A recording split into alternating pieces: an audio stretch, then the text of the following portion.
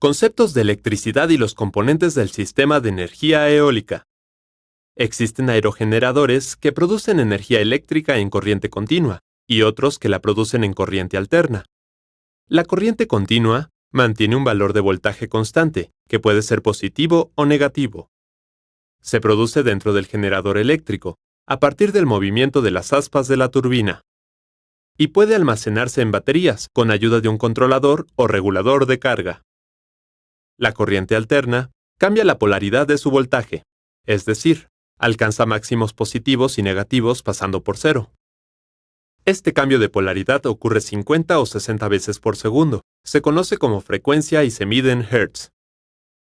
La energía proveniente de los aerogeneradores entra a un inversor que la transforma de corriente continua en corriente alterna. La corriente sale con las mismas características que la proporcionada por la red eléctrica de cada país. Voltaje en un rango de 110 a 127 volts o de 220 a 240 volts, y una frecuencia de 50 o 60 Hz. De esta forma se conecta al panel de distribución eléctrica de la casa o inmueble, y éste la distribuye a las luminarias, toma corrientes y por último al medidor bidireccional instalado por la compañía eléctrica. El medidor bidireccional se encarga de cuantificar la energía producida por los aerogeneradores, la demandada por el usuario a la red de distribución y calcular la diferencia entre las mismas para determinar la tarifa de consumo eléctrico. Los aerogeneradores que producen energía en corriente alterna se conectan a un transformador que baja el nivel de voltaje o tensión para que coincida con los niveles de la red eléctrica de cada país.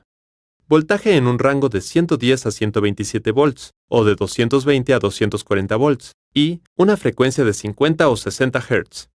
Es importante que te familiarices con cada uno de los componentes del sistema de energía eólica y sus respectivas funciones. De esta forma, tu desempeño como instalador será el adecuado.